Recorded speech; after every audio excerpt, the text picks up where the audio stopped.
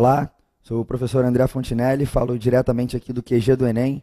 Trouxe uma questão bem legal aí sobre probabilidade para a gente resolver no QG Resolve. Joga no slide para mim, por favor, aqui para a gente acompanhar o enunciado. Olha aí, pessoal, é uma questão sobre lançamento de dados, um problema de probabilidade específico sobre lançamento de dois dados. Bom, antes do enunciado, tem um panorama rápido aí, né, de qual é a situação. Quando dois dados são lançados simultaneamente, né, ou quando um dado é lançado duas vezes, o que dá no mesmo, o número de resultados possíveis é 36.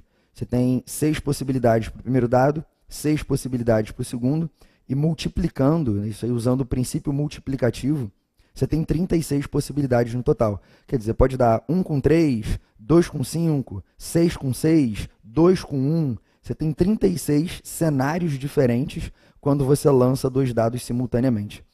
Como trata-se de um número relativamente pequeno, todos os casos podem ser listados explicitamente. E por conta disso, toda e qualquer pergunta sobre probabilidade pode ser facilmente respondida. Quer dizer, é um macete para você evitar ter que usar fórmulas de probabilidade, para você ter que evitar raciocínios técnicos, questões que envolvem o lançamento de dois dados, você pode resolver na mão, diretamente.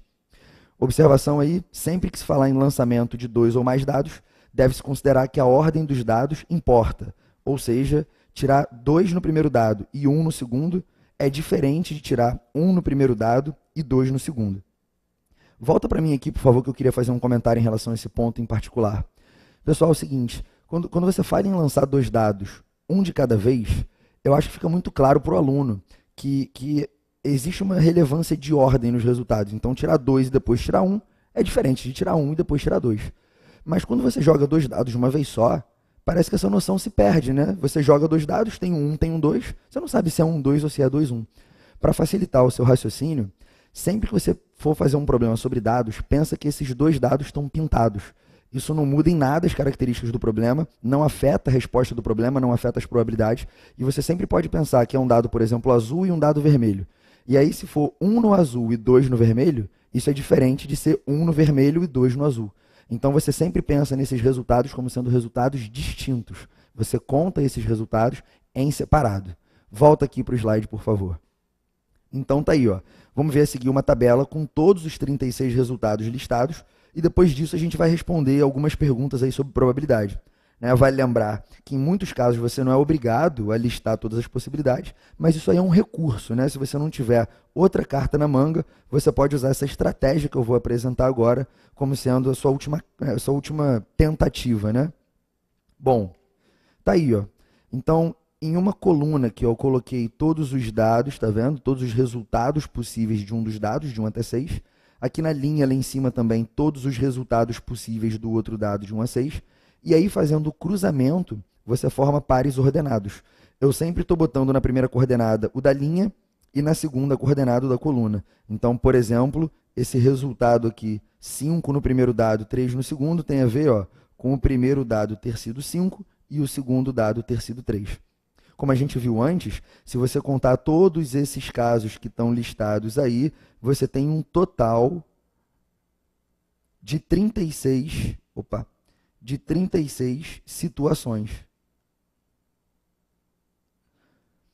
Então, quando te fizerem uma pergunta sobre probabilidade em relação a dois dados lançados, o denominador, que tem a ver com os casos possíveis, sempre vai ser 36. E o numerador, que tem a ver com os casos favoráveis, você conta aí caso por caso nessa tabela. Por exemplo, olha aí os problemas. Ó, um dado é lançado 2 vezes. Determine a probabilidade, no item A, do primeiro número ser maior do que o segundo número. Então, tá aí, ó, na hora de fazer a conta, como eu disse, o denominador é 36. Porque no denominador de uma conta de probabilidade, você coloca todas as situações possíveis. Agora, no numerador, você só vai colocar aquelas que te interessam. Quando é que o primeiro dado é maior do que o segundo dado? Aí, ó, basta você ir olhando na tabela. E tem esses dados aí, esses resultados aqui, em que os dois dados são iguais, né? Ó, 1 e 1, 2 e 2, 3 e 3, 4 e 4, 5 e 5, 6 e 6, que dividem essa tabela em 2 pedaços. Se você olhar para baixo dessa diagonal, está aqui, ó, formando um triângulo enorme, ó, tá? Você tem todas as situações em que o primeiro dado é maior do que o segundo. Então, contando aqui, ó, 1, 2, 3, 4, 5, 6, 7, 8, 9, 10, 11, 12, 13, 14, 15 situações. Então, das 36 situações possíveis, em 15 delas, o primeiro dado é maior do que o segundo. Então, essa probabilidade aí é 15/36. Simplificando por 3, isso aí dá 5/12, né? Dá uma melhoradinha. Item B, qual é a probabilidade de a soma dos dados ser igual ou inferior a 5? Olha aí o item B. A soma dos dados tem que ser 5 ou menos. E aí tem que lá estar vendo, né? Contando caso por caso e somando.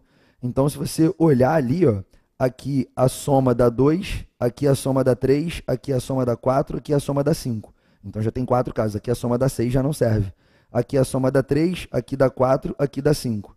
Aqui dá 4, aqui dá 5, aqui a soma dá 5.